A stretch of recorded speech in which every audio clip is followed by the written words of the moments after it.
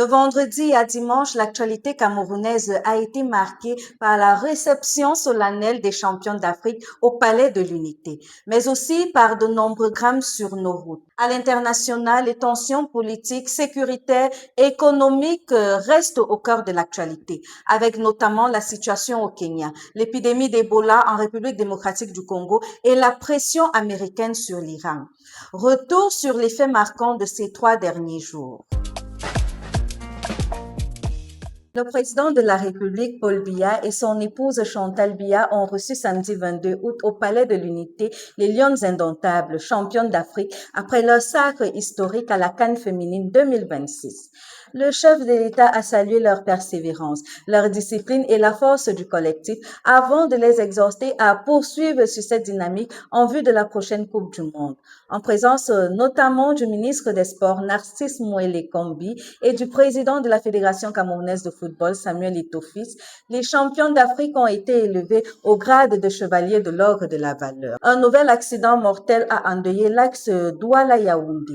Une collision frontale entre un minibus de transport et un camion chargé de gravier s'est produite dimanche matin dans un virage non loin d'Edea lors d'une tentative de dépassement. Le bilan provisoire fait état d'une dizaine de morts et de plusieurs blessés graves évacués vers l'hôpital régional d'Edea. Ce nouveau drame relance une fois de plus la question de la sécurité sur les routes nationales et de l'urgence d'améliorer les infrastructures routières. Plusieurs quartiers de Douala connaissent depuis samedi les perturbations dans la distribution d'eau potable. La Kamwata évoque des travaux de renforcement du réseau et la réparation d'une électropompe à la station de Koto Bloc. Les secteurs de Koto, Koto Village, certains blocs résidentiels ainsi que Bangui et l'hôpital de district de Bangui sont notamment concernés.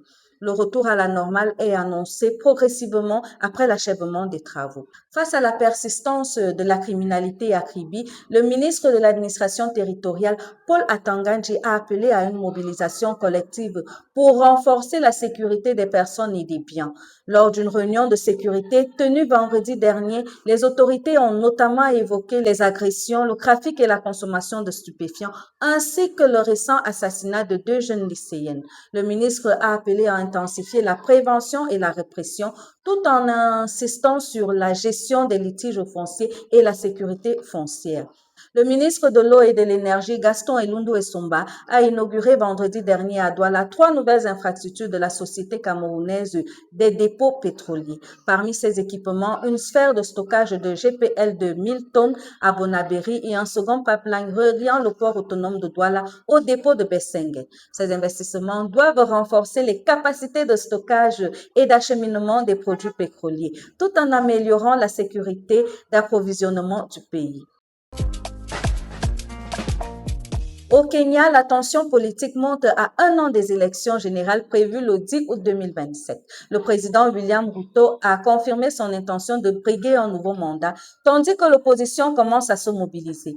Alors que la campagne n'est pas encore officiellement lancée, la société civile s'inquiète déjà d'une possible résurgence des violences politiques. Une ONG de défense des droits humains a notamment appelé la Cour pénale internationale à rester attentive à la situation. Ce dimanche 24 août marque les 100 jours depuis la déclaration officielle de l'épidémie d'Ebola en République démocratique du Congo. Selon les autorités sanitaires, l'épidémie n'est toujours pas maîtrisée. La barre des 2500 morts a été franchie cette fin de semaine avec précisément 2557 décès pour 5375 cas confirmés. Il s'agit désormais de l'épidémie d'Ebola la plus meurtrière jamais enregistrée en RDC. En France, Raphaël Glucksmann a officiellement annoncé sa candidature à l'élection présidentielle de 2027. Le coprésident de Place Publique l'a confirmé dimanche soir au journal sur TF1. L'eurodéputé participera à la primaire social-démocrate organisée avec le Parti socialiste et affirme vouloir relever la France. 6 pays européens proposent d'instaurer une taxe exceptionnelle sur les profits des compagnies pétrolières qu'ils jugent excessifs depuis le début de la guerre en Iran.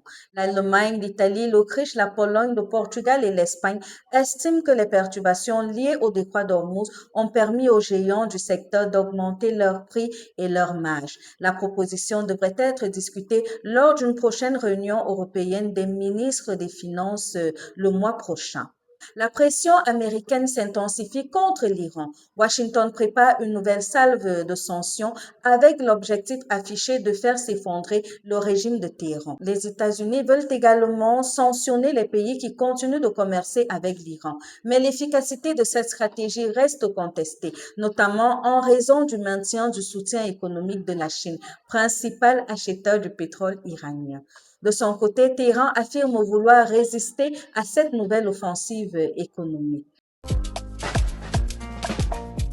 Et pour terminer, voici quelques rendez-vous à suivre cette semaine. Premier rendez-vous à suivre ce lundi 24 août 2026, la visite à Paris du prince héritier saoudien Mohamed Ben Salman. Plusieurs accords doivent être signés entre la France et l'Arabie saoudite. Les discussions porteront notamment sur la coopération diplomatique et sécuritaire, mais aussi sur la crise au Moyen-Orient et les tensions autour du détroit d'Ormuz. Le chef de l'armée pakistanaise, le maréchal Asim Mounir, est attendu à Téhéran à la tête d'une délégation officielle. Le Pakistan, qui tente de jouer les médiateurs entre l'Iran et les États-Unis, entend contribuer aux efforts en faveur de la paix et de la sécurité dans la région. Au Cameroun, entre la célébration des champions d'Afrique, les enjeux énergétiques et les nouveaux drames routiers, l'actualité aura une nouvelle fois été particulièrement dense. À l'international, les tensions autour de l'Iran, les échéances politiques et les questions économiques restent au cœur des préoccupations. C'était tout pour l'essentiel de ce week-end. Nous continuons à suivre pour vous les principaux rendez-vous de la semaine. Très belle semaine à tous et surtout, restez connectés sur OTV4.